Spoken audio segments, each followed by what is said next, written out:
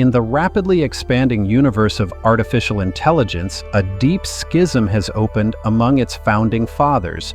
The three men who shared the 2018 Turing Award, the Nobel Prize of Computing, for their work on deep learning, now find themselves on opposite sides of a terrifying debate. Geoffrey Hinton, the godfather of AI, has quit his job at Google to warn of the quite scary existential dangers of his own creation. Yoshua Bengio, his close collaborator, has called for a pause in development, admitting we don't know how to build powerful AI systems that are demonstrably safe. And then there is Yann LeCun. The vice president and chief AI scientist at Meta remains a steadfast, almost defiant optimist. He dismisses the rising tide of existential fear as preposterous, fear-mongering, and complete BS. Where his peers see a looming threat, LeCun sees a future brimming with intelligent assistance that will spark a new renaissance for humanity. This raises the central puzzle of modern AI. Why does one of the field's most crucial architects so vehemently disagree with his collaborators about the fundamental risks of their creation?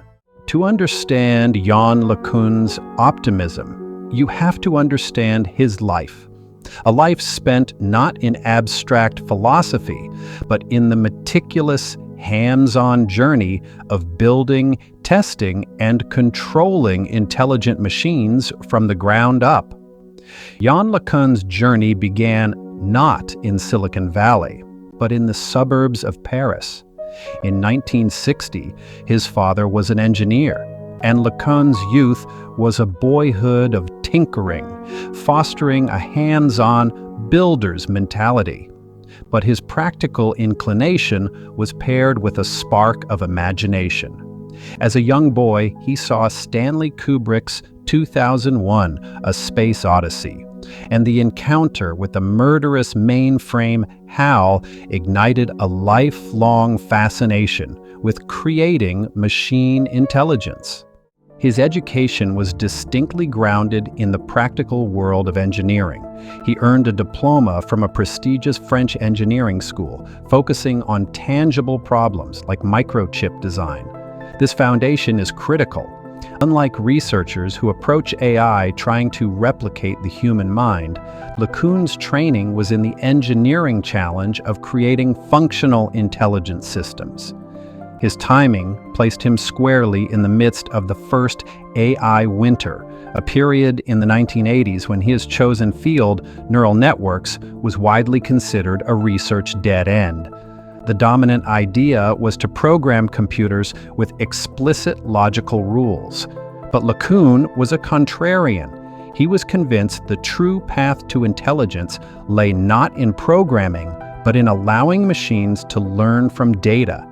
His PhD thesis proposed an early version of the backpropagation algorithm, the mathematical engine that allows neural networks to learn.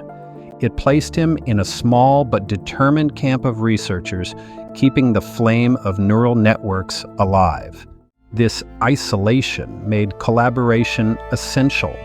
A workshop in the French Alps connected him with the international community, and eventually to Geoffrey Hinton. In 1987, he began a pivotal postdoctoral fellowship in Hinton's lab in Toronto.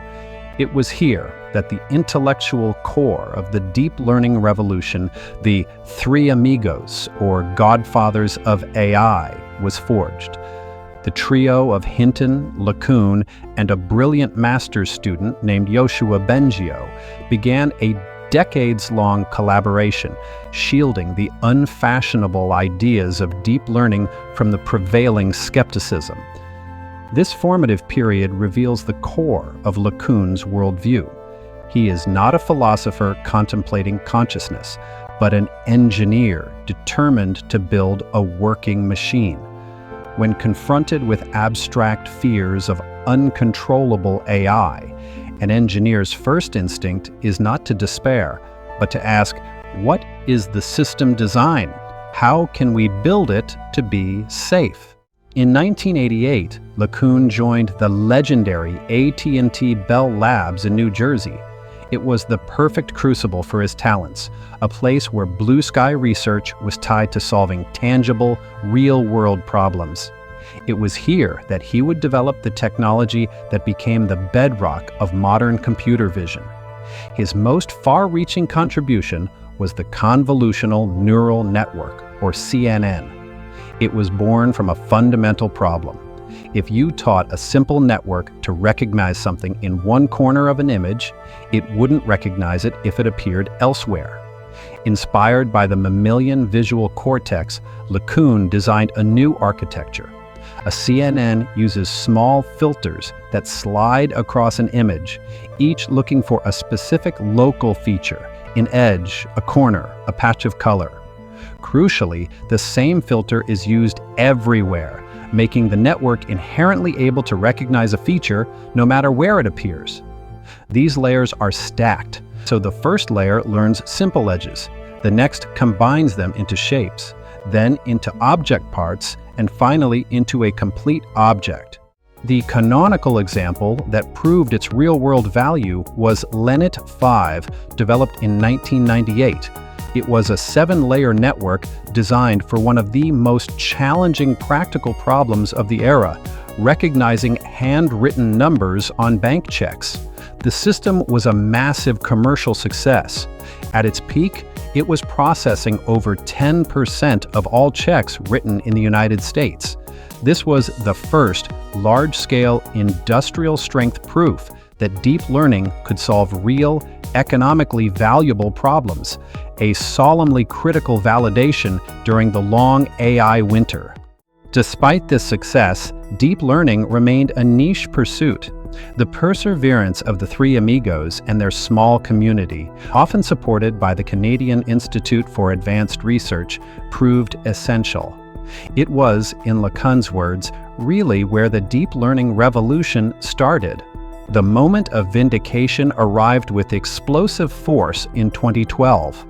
At the annual ImageNet competition, a deep convolutional neural network named AlexNet, created by Geoffrey Hinton's students, achieved a stunning victory.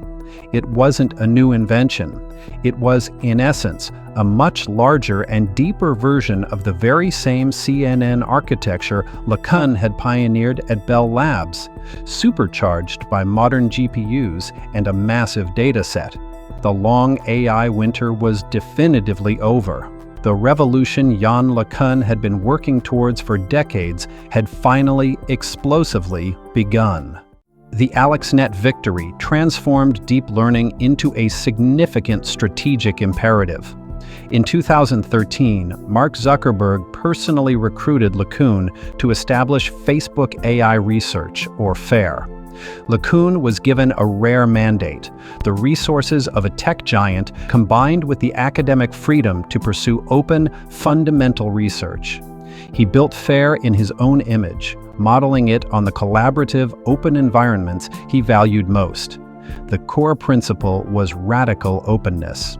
FAIR's mission was to advance the state-of-the-art of AI through open research for the benefit of all. Perhaps the most significant product of this philosophy is PyTorch, released in 2017. It's a deep learning framework that provides the building blocks for researchers to design and deploy neural networks. It quickly became a favorite of the research community and was adopted by companies from Tesla to Uber. By open sourcing a core technology, FAIR cemented LeCun's reputation as a champion of a collaborative approach. This created a stark contrast with competitors like Google's DeepMind and OpenAI, who kept their most powerful models proprietary. This has crystallized into one of the central debates in AI today. LeCun argues that secrecy is the real danger.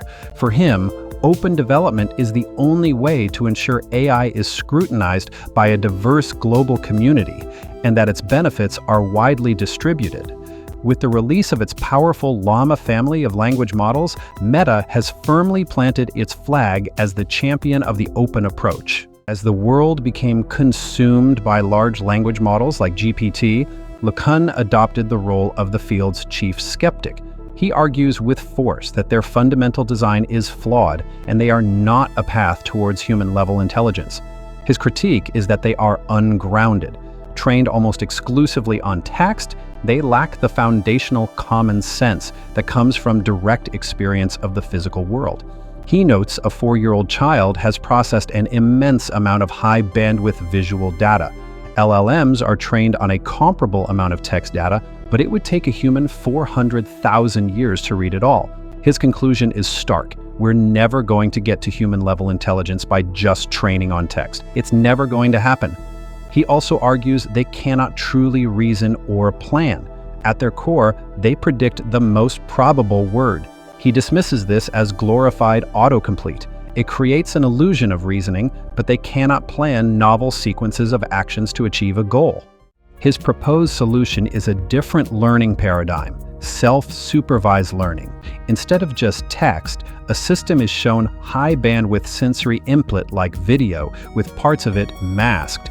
The system's task is to predict the hidden parts.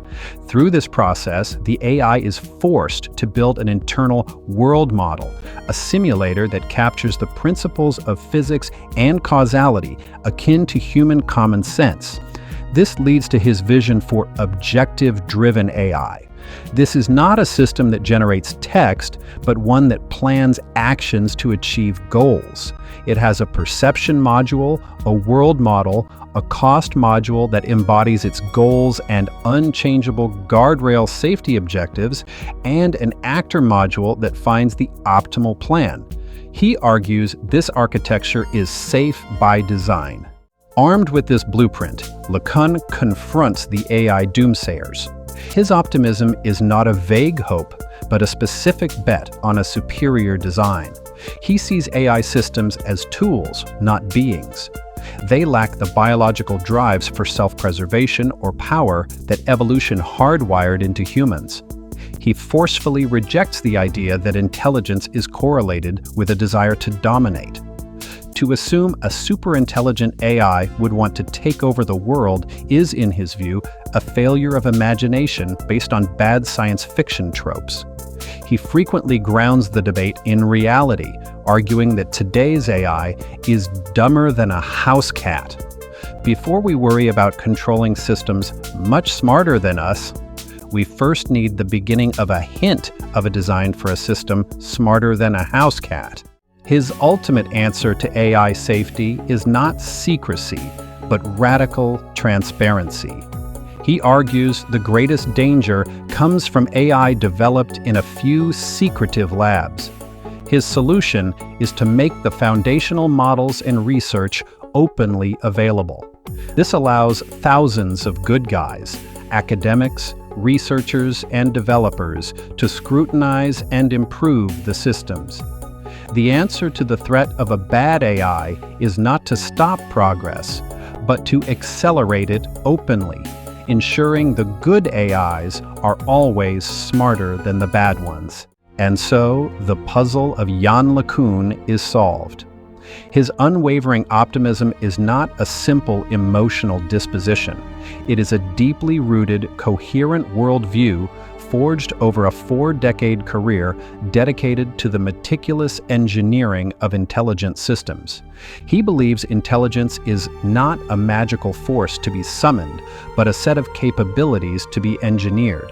His focus on perception taught him that intelligence must be grounded in the real world. His experience in open collaboration taught him that shared knowledge is the most effective engine of progress. The Godfather of AI has given his rebuttal. He lit the spark, and now he asks us to collectively build the engine, confident that we can keep our hands on the wheel. The story of what happens next is not yet written. It is a story we are all writing together.